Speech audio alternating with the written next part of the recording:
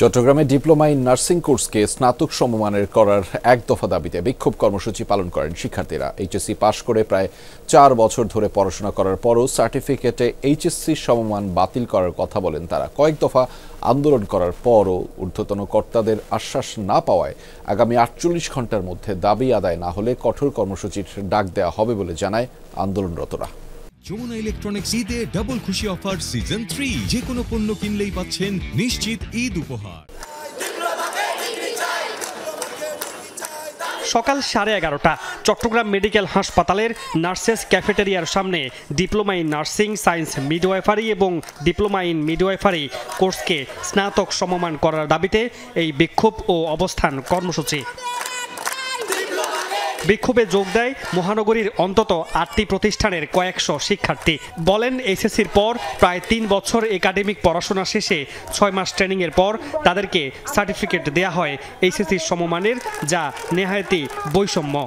3 বছর কোর্সটা করতেছি, 6 মাস ইন্টার্নশিপ, তাহলে আমরা কেন এইচএসসি সমমান থেকে যাব? 6 মাস ইন্টার্নশিপ, তারপর আবার আমাদের লাইসেন্স পরীক্ষা দেওয়া লাগে, তারপর আমাদের কি দেওয়া হয়? আমাদের দেওয়া হয় এইচএসসি সমমান সার্টিফিকেটটা পাই, সেটা হচ্ছে কি এইচএসসি সমমান। তো আমরা চাচ্ছি আমাদের এই ডিগ্রিটাকে, আমাদের এই ডিপ্লোমাকে ডিগ্রি সমান করা হোক। ডিএনএমসির সামনে যাওয়া হয়, যে জানা হয় দাবিগুলো নিয়ে, তখন আমাদের ভাইদের উপর আরো বোনেদের উপর আঘাত করা হয়। এছাড়া সরকারি বেসরকারি বিভিন্ন চাকরির আবেদনের ক্ষেত্রেও শিক্ষার্থীদের পড়তে হয় ভোগান্তিতে। তাই বর্তমানে সকল একাডেমিক ক্লাস পরীক্ষা বর্জন করেছে ছাত্রছাত্রীরা। আমাদের ক্লাস, ক্লিনিক্যাল প্র্যাকটিস এবং পরীক্ষা সবকিছুই বর্জন লেখা আছে। আমাদের বর্তমানে সবকিছুই পুরো বাংলাদেশে বর্জনকৃত অবস্থায় আছে। আমরা নিজ থেকে কেউ এখন কোনো ডিউটি বলেন, কোনো ক্লাসে অ্যাটেন্ড করতেছি না, সবকিছু বর্জন করছি। আমরা পরীক্ষা নিলেও আমরা ওখানে অংশগ্রহণ করতেছি না, ক্লাসে অ্যাটেন্ড হচ্ছি না, ডিউটি বর্জন করছি। আগামী 48 ঘন্টার মধ্যে দাবি আদায় না হলে ঢাকা ও চট্টগ্রামে বৃহত্তর কর্মসূচির কথা জানান বিক্ষোভে অংশ নেয়া শিক্ষার্থীরা। যতক্ষণ পর্যন্ত এই দাবি মানা না হবে, আমাদের দাবি যতক্ষণ পর্যন্ত পূরণ না করা হবে, ততক্ষণ পর্যন্ত আমরা রাজপথে থাকবো।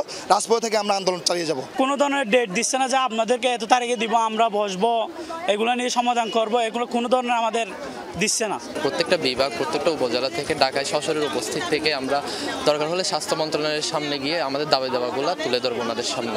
আমাদের এই কর্মসূচি চলমান আছে, কিন্তু এখনো পর্যন্ত আমরা কোনো সুরাহা পাই নাই ওনাদের কাছ থেকে। দীর্ঘদিন ধরে আন্দোলন করে আসলেও কোনো সমাধান না পাওয়ায় ক্ষোভ প্রকাশ করেন আন্দোলনরতরা। মামুন নুরশিদ অভি, যমুনা নিউজ, চট্টগ্রাম।